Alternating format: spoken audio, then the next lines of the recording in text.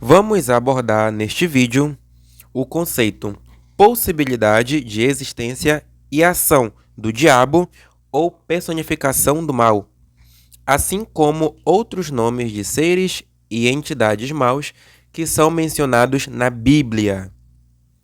Há uma grande confusão que aumentou através da história em relação ao que se denominou de personificação do mal, ou de seres espirituais maus, ou de anjos que se rebelaram contra Deus. Deu-se o nome de diabo, Satã, Satanás, Lúcifer, demônio, Belial, Beelzebu, Asmodeu, príncipe das trevas, etc. Alguns teólogos afirmam que o tema pertence à revelação na Bíblia, ou seja, Deus estaria revelando aos homens sobre a existência de tais seres. Na realidade, o conceito de um ou mais seres sobrenaturais maus não faz parte da revelação bíblica. Muitos são nomes de deuses e entidades de outros povos da época, como os gregos e babilônios, que influenciaram a cultura judaica. Ou são metáforas e símbolos para designar o mal em geral, o pecado, a inimizade com Deus e tudo o que nos afasta de Deus. O maniqueísmo, ou filosofia dos opostos, de que se existir um Deus bom, então deve existir um Deus mau, o diabo, é totalmente contrária ao cristianismo. No cristianismo, Deus é onipotente, onisciente e onipresente. É absoluto. E o mal não tem uma personificação de um ser. Deus deu livre-arbítrio a todos para buscarem a graça ou o pecado, o que nos afasta de Deus. A Bíblia foi escrita numa linguagem de estilo oriental e cheia de metáforas. E esta linguagem simbólica começou com a serpente do paraíso. Representava tudo o que pode nos afastar do plano de Deus. A história de Adão e Eva é simplesmente uma lenda para transmitir a doutrina religiosa sobrenatural do pecado original de toda a humanidade. Asmodeu. Trata-se de Esmadeva, o deus Fúria, o mais perigoso dos deuses na religião Zaratustra, que os hebreus converteram no mais perigoso dos demônios. Satã ou Satanás. 15 vezes aparece a palavra Satã ou Satanás no Antigo Testamento, e mais 6 vezes na forma verbal satanizar. Satã ou Satanás significava inimizade com Deus, o mal, a dor, a tentação, a doença. E não um ser sobrenatural, maligno. No livro de Jó, Jó 1,12, inicialmente Deus permite a Satanás que tire tudo de Jó e até sua saúde. Dá a impressão, pela leitura ao pé da letra, que Satanás é um ser sobrenatural e que Deus está apenas permitindo sua ação maligna. Mais adiante, Jó 1,21, Jó afirma: o Senhor deu, o Senhor tirou. Bendito seja o nome de Javé. Ora, foi Satanás ou Deus que tirou os bens e a saúde de Jó? Até porque Jó nem existiu. Mais adiante, bem-aventurado o homem a quem Deus corrige. Não desprezes a lição do Todo-Poderoso, pois ele fere e cuida. Se golpeia, sua mão cura. Ora, Deus fere? Deus golpeia? E cadê Satanás? Em Jó 6,4, as setas do Todo-Poderoso estão cravadas em mim, e meu espírito bebe o veneno delas. Os terrores de Deus me assediam. Se estes versículos forem lidos ao pé da letra, sem a devida interpretação teológica, é Deus que está castigando. Em Jó 5, do 6 ao 7, pois o mal não sai do pó, e o sofrimento não brota da terra. É o homem quem causa o sofrimento, como as faíscas voam no ar. Aqui vemos claramente que quem causa o sofrimento não é Deus nem Satanás, mas o próprio homem. A Bíblia é repleta dessa linguagem simbólica, usada para ensinar. Por isso, a Bíblia deve ser interpretada levando em conta a cultura e o estilo de linguagem das diversas épocas em que foi escrita. Em Jó 42, 16, depois disso, Jó viveu ainda 140 anos e conheceu até a quarta geração dos filhos de seus filhos. 140 anos significava uma vida muito longa, mas não para dizer que viveu exatamente 140 anos. Assim, Satanás na história de Jó também é simbólico e significa todos os problemas que temos na vida, mas que justificamos para nos afastar de Deus. Ensinamento central do livro de Jó: na riqueza ou na pobreza, na saúde ou na doença, e em quaisquer que sejam as dificuldades da vida, depositemos nossa confiança em Deus. Que seja louvado o nome de Javé e vivamos em sua graça. No Novo Testamento, voltaram alegres os 72 discípulos, dizendo: Senhor, até os demônios se nos submeteram no teu nome. Jesus disse-lhes: Vi Satanás cair do céu como um raio. Lucas 10, 17. Para os discípulos, Satanás e os diabos eram coisas completamente diferentes. Demônios eram entidades que causavam as doenças internas não visíveis. E Satanás significava o mal, a inimizade com Deus. A frase, ou visão de Cristo, tem um significado religioso, profético, da vitória do cristianismo sobre o mal.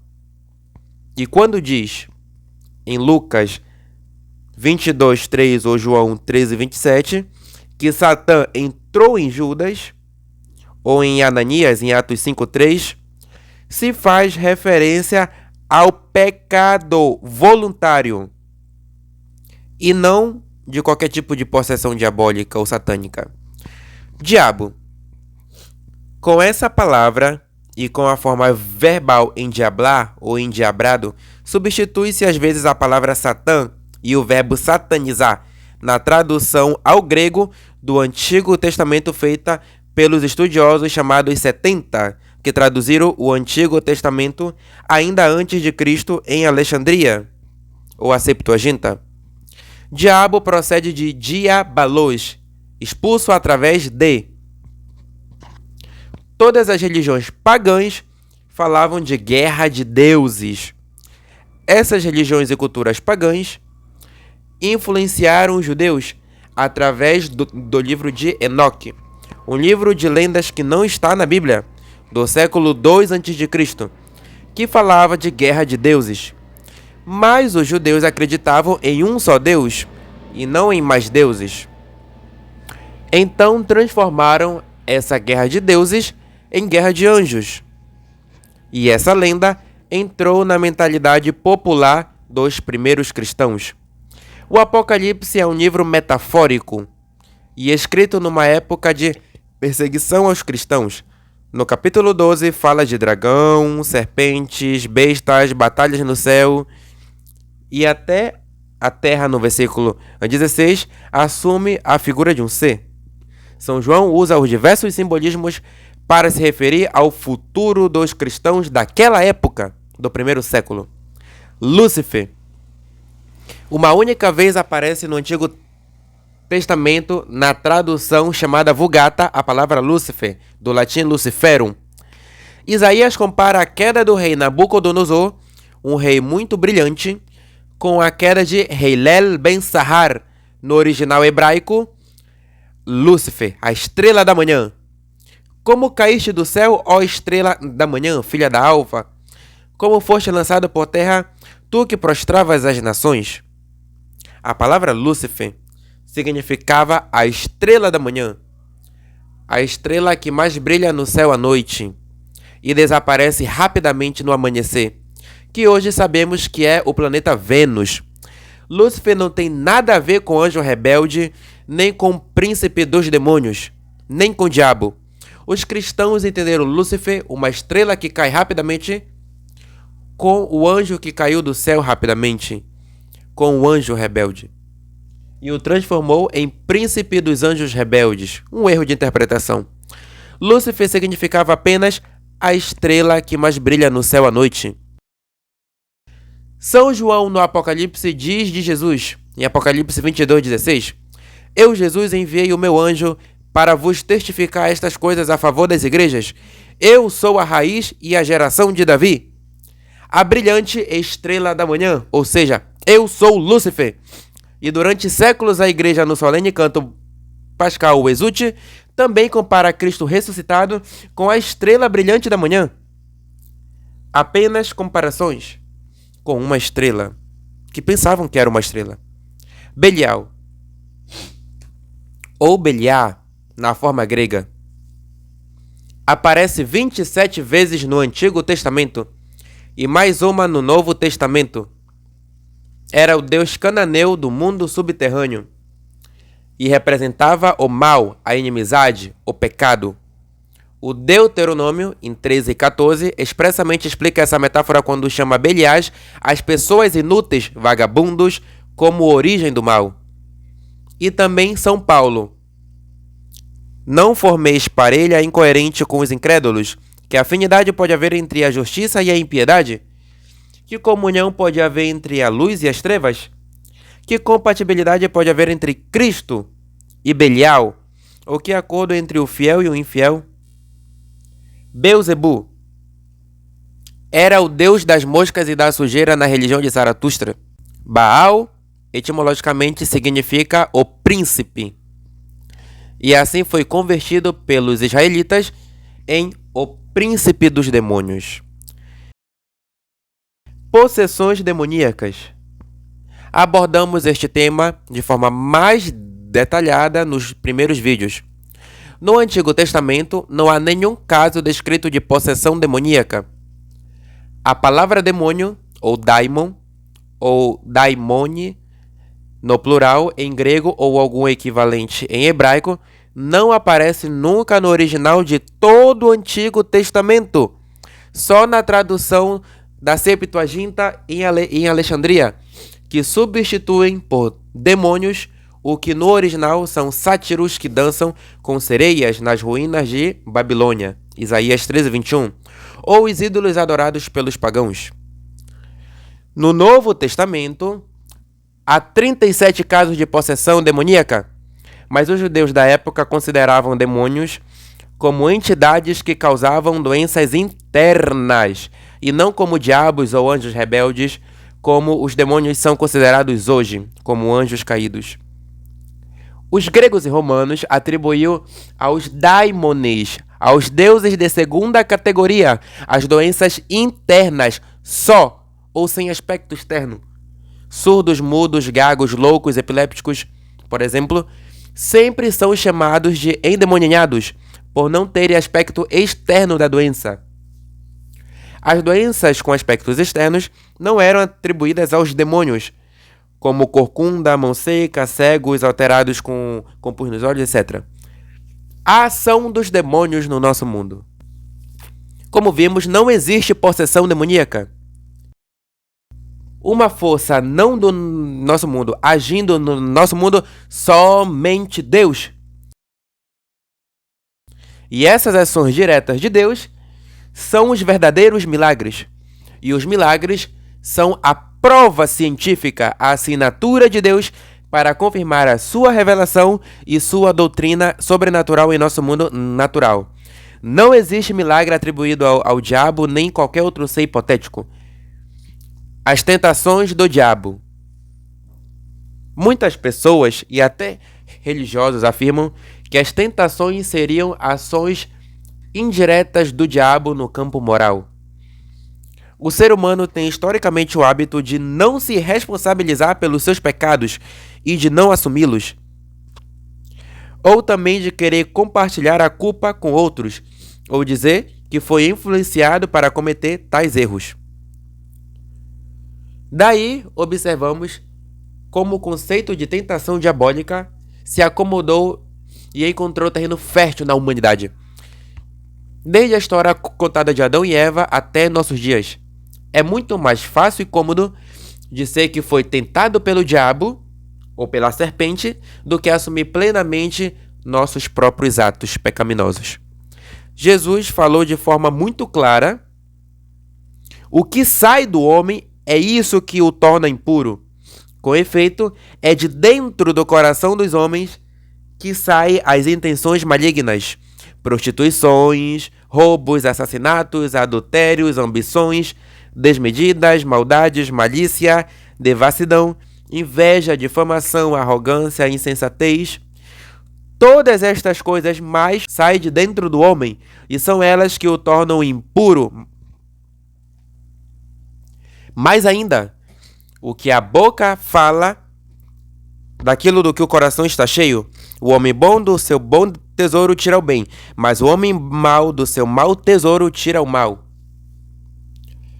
As tentações no conceito religioso são atrações para o pecado, mas essas atrações vêm da própria fragilidade humana. O próprio Cristo sentiu tentações no deserto, demonstrando seu lado humano. Em Tiago 1,12, feliz o homem que suporta a tentação, porque depois de sofrer a provocação, receberá a coroa da vida que Deus prometeu aos que o amam. Ninguém, quando for tentado, diga: é Deus quem me tenta. Deus é inacessível ao mal e não tenta ninguém. Cada um é tentado pela sua própria concupiscência, que o atrai e alicia. Concupiscência é a inclinação a gozar os bens e prazeres terrestres. Em 1 João 2, 15 ao 16, não ameis o mundo, nem as coisas do mundo. Se alguém ama o mundo, não está nele o amor do Pai. Porque tudo o que há no mundo, a concupiscência da carne, a concupiscência dos olhos e a soberba da vida, não procede do Pai, mas do mundo. Conclusão: o diabo e o demônio não agem no nosso mundo. Os nomes desses seres hipotéticos na Bíblia, em parte são influências de outras culturas da época e em parte são símbolos para expressar o mal, o pecado, o que nos afasta de Deus. As tentações são atrações para o pecado e vêm da fragilidade humana, e não de um ser maligno e imaginário. O ser humano é autor e responsável por seus erros.